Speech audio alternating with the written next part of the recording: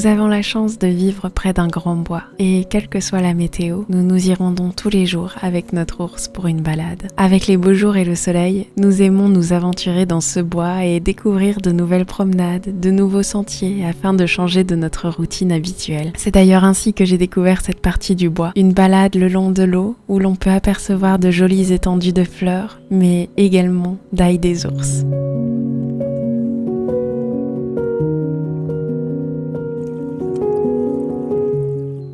Je m'y suis donc rendue une nouvelle fois, munie de mon panier afin de faire une petite récolte. J'ai commencé par cueillir quelques fleurs de pissenlit afin d'essayer une recette de gelée de pissenlit qui me faisait de l'œil depuis longtemps. J'ai évidemment pris soin de prendre uniquement ce dont j'avais besoin et de ne pas récolter toutes les fleurs afin d'en laisser un maximum pour les pollinisateurs qui en ont bien plus besoin que moi. Et quelques mètres plus loin se trouvait un magnifique coin qui sentait bon l'ail des ours. Je me suis permise de récolter quelques feuilles pour réaliser des pots de pesto que je conserverai au congélateur pour de futurs repas. Et là aussi, j'ai fait attention à ne prendre que ce dont j'avais besoin et à ne pas arracher les plants.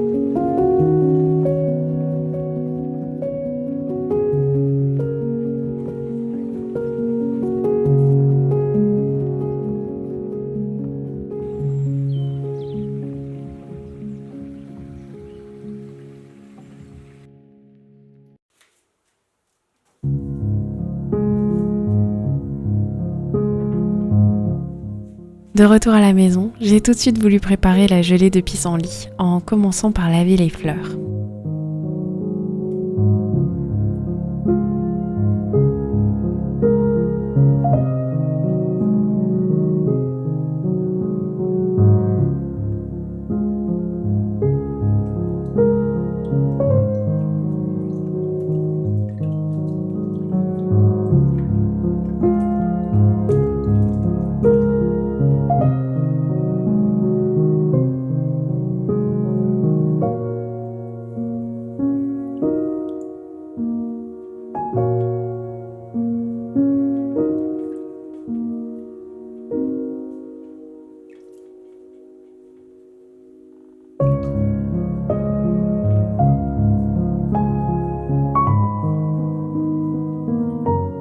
Une fois les fleurs lavées, je les ai mises à sécher et j'ai prélevé les pétales pour les mettre dans une casserole.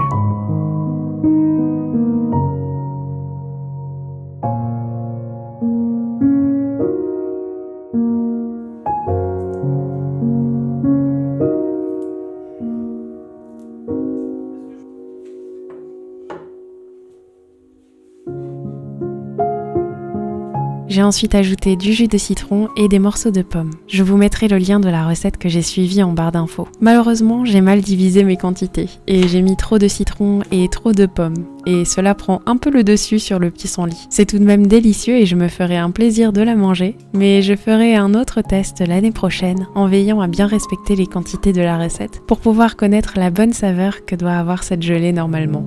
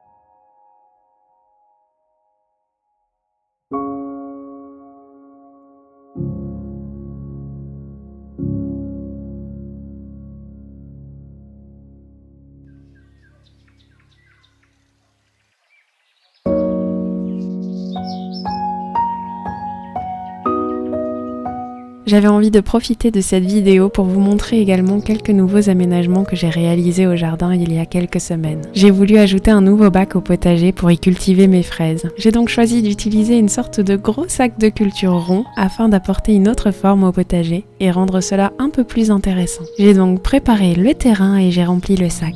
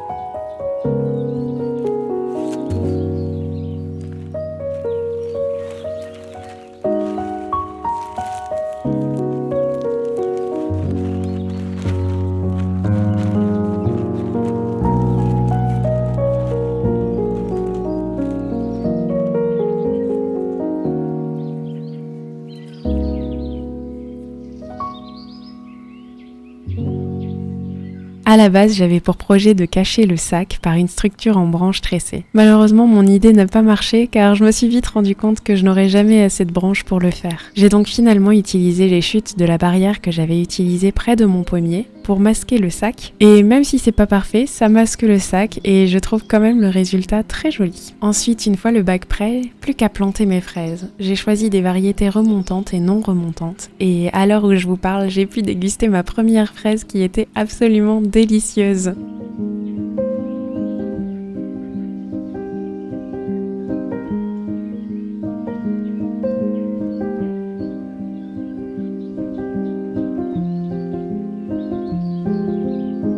Et comme toujours, je suis bien entourée de tous mes poilus adorés.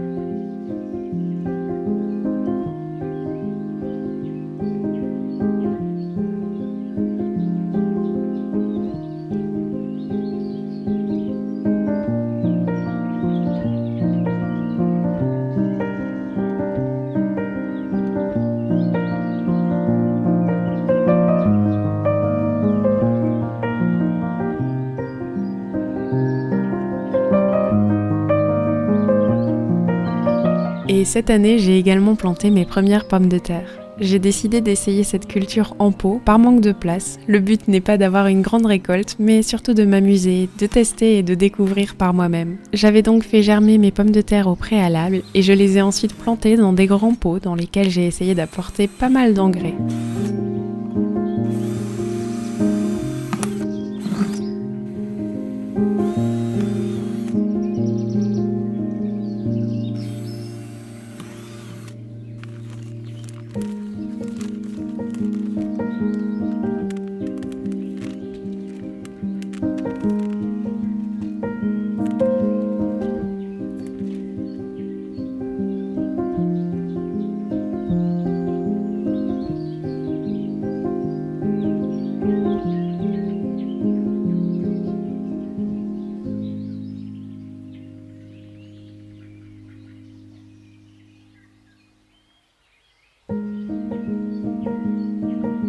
et j'ai ensuite placé les pots dans la serre en attendant qu'il n'y ait plus de risque de gel. Et lorsque les premières feuilles sont apparues, j'ai ajouté de la terre dans mes pots. Je ne pense pas que cette étape soit obligatoire pour la culture en pot et pour la variété de pommes de terre que j'ai choisie, mais j'avais tout de même envie d'essayer et je trouve que mes plantes ont l'air très jolies.